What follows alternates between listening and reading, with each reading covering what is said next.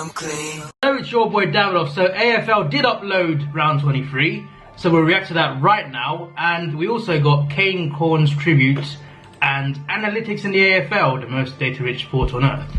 So let's do this. Endless moments, round 23. I'm guessing a lot of this will be from Sunday. I'm guessing because there were some great moments from there. Number 10. Yeah, this was a battering. Oh, was this when he failed? This must be when he yeah. He was close. He was close. He just lost his footing. Unlucky more than anything. He was doing well. He was doing well. He was close. He was getting there. He'll learn from that, I'm sure. Look at that. This game was pretty good. It's just the atmosphere was very quiet at the time. It felt more like a friendly, this game. Good game though. Is it Buddy? No, it's not Buddy. Okay. Surely there's got to be at least one Buddy goal in this. Surely. Who takes off, runs the 52. Petreski Seaton overcooked his lead. Dropped. Still a chance. The goalkeeper got in the way. Is it just Carlton missing shots?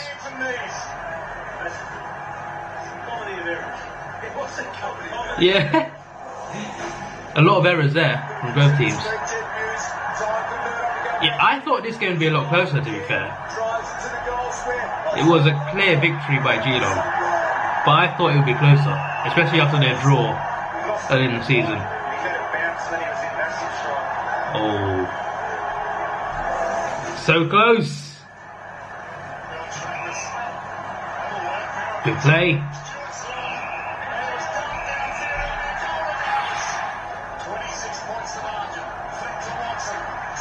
This was a routine victory.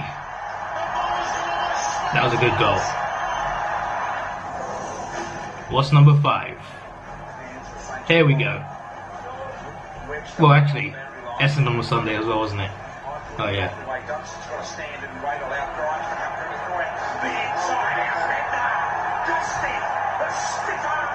That was awesome.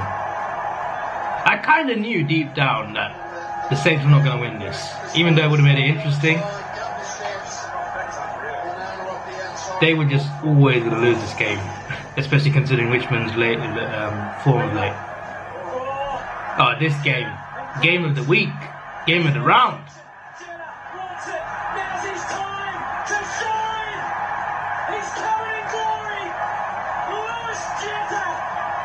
That was... What a victory this was. They had to win by what, like 20 points was it? I think someone said in the comments. Well, that was amazing. Amazing achievement, the victory. I remember that. I think that was my reaction as well. The clip wasn't in there, but it was a great moment. A lot of players having the last game or last season. Sad times. New era. Oh, this game was good as well. Forgot about this game. Melbourne needed to win this, funnily enough. I thought they would make it, honestly, even if they lost, but they didn't. I thought Melbourne would make it.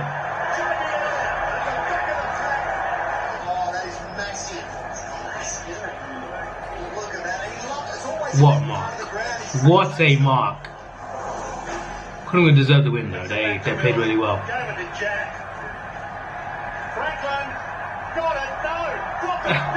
I remember that. Surely it's more than just that goal. Surely they're going to show a bit more. Show a bit more. Or is it just this goal? He was amazing in this game, buddy. He was amazing.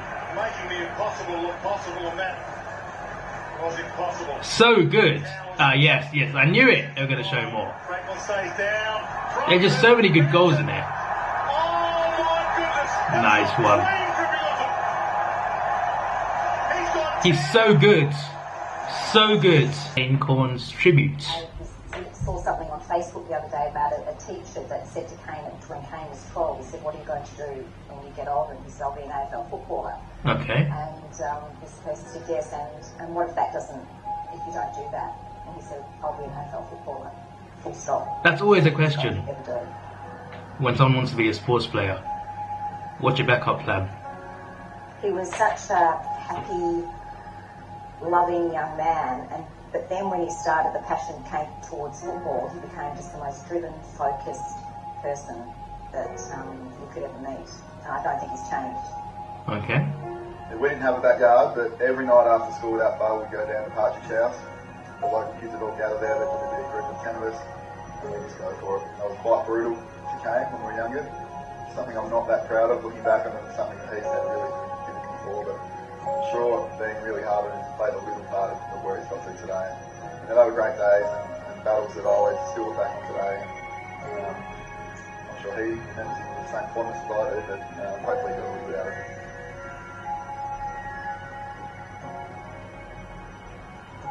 So where did he play then? Like, He's been dedicated. in what period? Where other guys are getting caught up in the whole socialising scene at high school, the drinking and smoking, that kind of stuff, that was never Kane. Kane would be training on a Sunday morning. Remember, he hired a personal trainer going into the draft. Good attitude. Absolutely everything right. I was That's at my his house alarm, on sorry. draft day. They had cameras there. When they called out whatever football club, he was just over the moon. He could not have been happier, actually. What a good outcome. Came to 20 after Hawthorn had the next pick, and it was Port. And they asked for extra time. And after extra time at the end, we were just sitting there holding our breath. So Okay. we're lucky to keep the family together and both boys in the same club in our state. It was wonderful. But for me to end up at Port was just really unexpected. With the whole Cornes, Port Adelaide thing, it was a huge shock to me, but something I was really happy to do. Had some friends there, and to be able to stay in my home state was a great thing for me. But then for Kane to end up there as well was just given everything that was possible. How does that work out? I mean, Glenelg and the Corneses and Port Adelaide have always been, mortal enemies. And all of a sudden you've got two sons playing for them. And now, 15 years later, their name is entrenched in Port Adelaide folklore. Their sons are going to be father-son Port Adelaide. Nice. After early days, I said that he's the most like Nathan Buckley that I've ever met, and I played with Nathan, and people kind of laughed at me a little bit. I wasn't really referring to his kicking ability or his, the way he could carry the ball. It was all to do with his determination. He had single-mindedness, so I was going to get somewhere and no one's going to stop me. So with that in mind, he did pop over a couple of times to say what the hell's going on and what I have to do. And once he learned to cut my lawns and do my pull, had a couple of games. He was relentless. He was never, every time you were at a stoppage or any play, he knew he was there and just constantly, just the touching and the pushing and just to let you know that he's around. First of all, he was desperate to get a game, and then he was desperate to get the best out of himself. And you look now back, 300 games, he's got every little ounce of talent out of himself. It's been a remarkable journey for him. Here comes Port Adelaide for the first time ever in an AFL Grand Final. Nice. Match highlights. Have we got some match highlights? It's a good video so far, by the way. Haven't spoken much because I've been listening to what they've been saying. But yeah, it's a nice tribute. Still remember the day so clearly. It was just wonderful, and to have two sons play together and to see them at the national anthem, that's pretty cool. Always the one thing I was so proud of. Chad would nudge everyone away so he could stand next to Kane. It's easy to forget how good some of the players were, but Simon Black was an absolute out-and-out champion of the game. Like, he was a superstar and almost impossible to stop, and particularly during that sort of period, he's at the top of his game. And Kane, being pretty young and learning his craft still at the age of 20, was a huge role on the big stage. And for him to be so determined to get that job done, it was a huge reason why he won the game, and he did an outstanding job. There was no more important player than Simon Black for Brisbane to get their engine room started. He was a clearance king, and what Kane did that day was one of the great performances, because he did it in a way without breaking the rules. He actually just played on his opponent and was able to restrict him. And that's what we've seen about Kane all over his career that he's been able to do.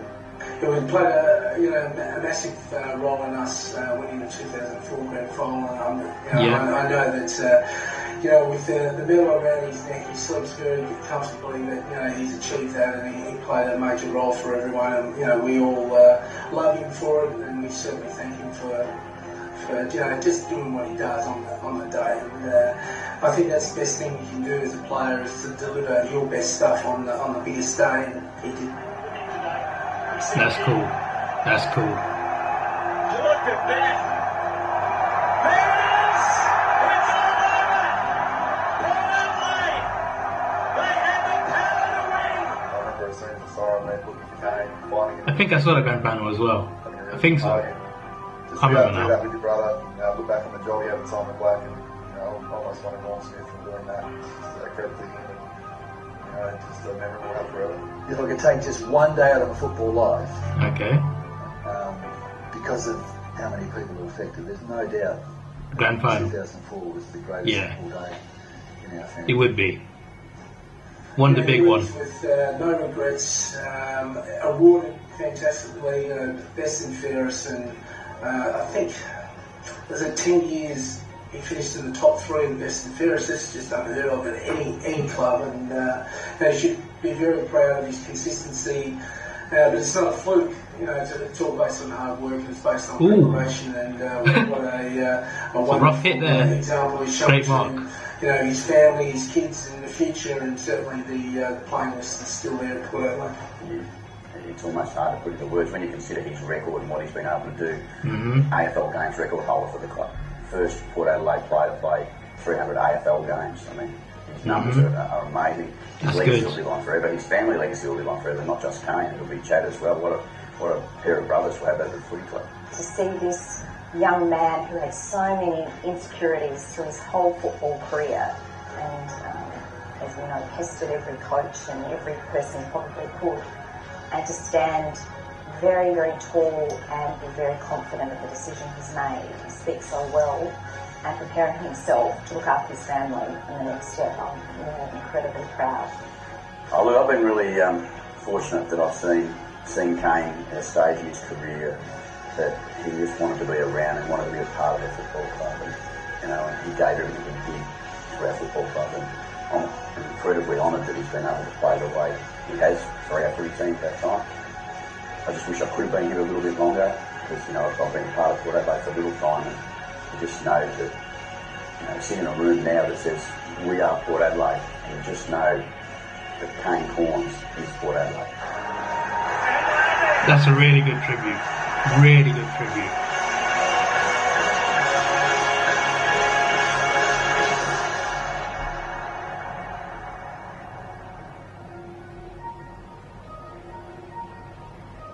So when did he play then? Like time scale? Like when did he start? When did he retire? Let me know.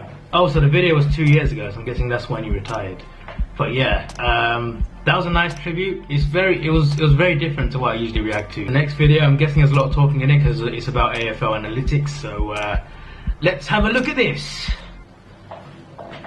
Let's see what this one's got. Melbourne Cricket Ground. Smiled by Bruce Cole, Baller, Brown. The numbers game. The person who really wants the numbers, they probably don't understand what depth we actually get into for clubs and what data we have available that they never get to see. Right. 18 players on the field for each team at all times. Everyone can do anything, the ball can go anywhere. So it's a very dynamic game to analyse. The quantity of data is far greater in AFL than in sport. Yeah, there is a lot to take in and remember. It's nerve-wracking if it's a really big game. Yeah. Coaches make bad decisions based off bad data, so it's just making sure that everything's right. 2013, so Sunday football is ready to roll here at the MCG. It's Hawthorn, the red-hot favourites, against the Tigers. I work for Hawthorn Football Club in the AFL, as well as for my own consultancy ranking software. Over time, the demands for detailed descriptions of the data have really grown in the coaching community and certainly in the media. Data cuts across all sorts of media. The coaches talk about it in the press conference. The radio commentators refer to the stats the whole way through the broadcast, as do the TV commentators, as do the fans. Wow. And the fantasy fans as well. I love fantasy and trying to predict the next best of players. A lot of people I play with. Is that a whole book advantage, on the stats? I watch 7 games a week, watch the TAP Cup, so picking all the best kids, and we love playing fantasy as much as anyone. This is my spreadsheet, or at least the first page of it, with the top 50 odd players on it. Right. I manipulated the spreadsheet based on gut feel, injuries, especially. How do you work out those numbers? Yeah, I go through a spreadsheet. I have a little pre-season one. There's a lot of numbers there. Pre-season stats for. I thought it was all up here, mate. Yeah, it is. That's what he says. He just goes, oh, it's all up here. I don't know. What do I need that for? The anticipation builds as the game gets closer, which is a great experience. Yeah, there are some really smart people who just I know there's a few players out there remember everything. especially for Richmond and for all clubs. And you wonder, how do they do it? Keeping up with play, making sure, especially when you're working the binos, not missing anything, can be really hard. It's a good start to the game, lads. I know it's not about the game, but still. Contest, Martin, crump hard, handball. So, is that his job?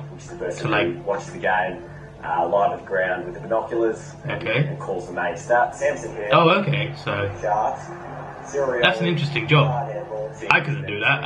I'd be awful at it. So they help out the media and listen to the umpires. Matchups behind them. They at all times will figure out who's playing on who, where everyone's playing. And then we've got the interchange operator as well. We record who's on and who's off. We all have almost perfect AFL player ID, so we all know exactly everyone is in the AFL. Hampson and Single, Brand kick backwards, strap bar, play on, crump hard handball, Cameron, Bruce received handball, tackled by Rand, Cyril McAvoy, lost and tackle. Oh, that's cool. Lewis, Mitchell, Joblock. That's cool. Drummond, crumb loose. There we go. Now, we're going to play snap to. This is the engine room really of Champion Day. This is that's really cool, every actually. Stat, every action that happens in football around the country. In the bunker, we have 5 roles. Back caller, that's the person who listens to the ground caller's call and just double checks everything they say. Okay. All the basic stats go in through the keyboarder. They probably put in over. So they got a whole team on it as well. That's cool. Then on the end is the graphical operator. So for every possession, we plot exactly where it happens on the ground. And then the other 2 roles on the end are the pressure capture and the pressure caller. All the basic stats, they take it to the next level. So that's your pressure on disposals, where people are trying to kick in, what foot they're trying to kick to. Teams started winning games by pressuring the opposition, and we didn't have a measure for pressure. And the clubs asked us, how do we measure pressure? Is this every game then? Does every club have a team like this? Layer of the data that the basic stuff couldn't do. So that was really driven by the clubs to step us up to the next level, and we do a lot of reporting based around the enhanced data. It looks a bit like a maths exam. Over time, we developed more and more simple displays of the data that use the technology in a smarter way and just highlight the things in front of the coach that he should be looking at right now. There's a lot of power for the user to set up a view that reflects what they want in the coach as well. That's cool. I really enjoy watching a game of football. Obviously, I've got the numbers there. You're talking with someone about the game, and you might mention what a great game this player played, and it's always in reference to the stats. Mm-hmm. The way fantasy sports has used statistics and particularly driven the recognition of players and styles of their play has been a terrific thing. As a footy fan, when a bloke shepherds or taps a ball on or is a defender punching the ball away constantly all game, and you walk away from the footy and you go, gee, that guy played a blinder, but then it's not represented in his fantasy score. They are trying to incorporate all of those little things into it. The more of that stuff that they can fit in, the more accurate representation the numbers are of the actual ability of the player. Wow.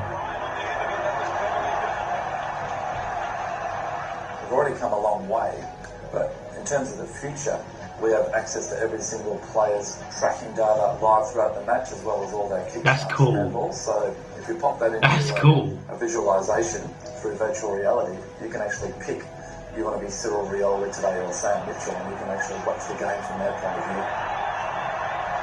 every action that the player has. I like that, the overview tracking thing. Being monitored, dissected, graded for quality. You want to know exactly where they are at all times, where the ball is, and from that you can build up a picture of which patterns of play are more effective or less effective. You have to really pay attention to like the whole game. That takes a lot of dedication there to do you that. You actually feel like you know more than someone who just goes along to a game and just sits there and watches and enjoys it. You know, that would be me. The fact that you I would go there, sit there and watch it. Well, you do feel. Obviously I'd cheer if we score, of course. There's going to be an explosion of insight from what have previously been amateurs, or maybe in their day job they're accountants, or they are data scientists, or just enthusiasts who've grown up with the numbers. So you don't remember not having... I do like numbers. I'm good at maths. Because of the stats. Got an A in it at school, but the data, this just looks so complex and confusing. Looks cool though. Looks cool. It gives you a far greater interest in games that you wouldn't normally watch. But now you just get so much more information. Just I reckon if I did this, the competition is great. Even though I love numbers, I'd be pretty bad at it. And 10 people in the first year or something like that, and now it's grown to 16. Connecting just on the sport at that next level, I guess, makes it really interesting, and yeah, it's fun. The depth that Kane data actually goes into isn't often publicised in the media. We capture everything, and if you know how our numbers work and you know the right questions to ask, you can answer any questions. It's just the amount that we have and the accuracy of it is what excites me. Wow.